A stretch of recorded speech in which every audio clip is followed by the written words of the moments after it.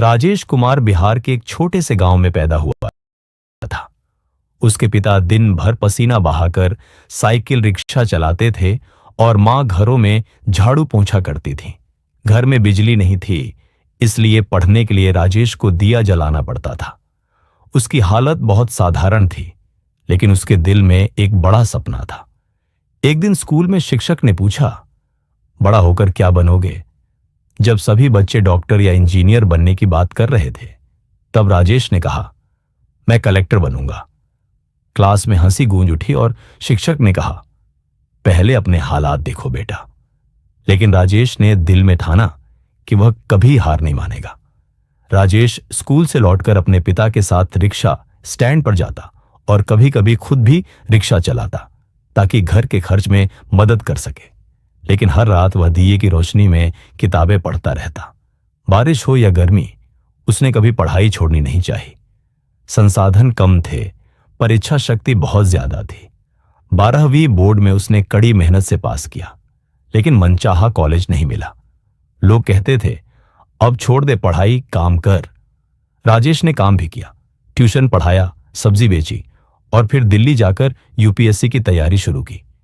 पहली बार वह असफल हुआ, पैसे खत्म हो गए, दोस्तों ने साथ छोड़ा और वह वापस अपने गांव लौट आया। मां ने उसे हिम्मत दी, हार नहीं मानी जाती बेटा, तुम्हारा सपना अधूरा नहीं रहेगा। राजेश ने फिर से मेहनत की, 10 घंटे पढ़ाई की, मॉक टेस्ट दिए, अखबार पढ़े और पूरे मन से तैयारी में जुट गया। तीसरी बार परिणाम आने पर उसका नाम आईएएस में आ गया और उसने ऑल इंडिया रैंक 121 हासिल की। जो लोग पहले उसे कम आंकते थे, अब वही लोग उसकी तारीफ करने लगे। गांव में ढोल नगाड़े बजे, मिठाइयां बंटी और सबने कहा, यह हमारा बेटा है।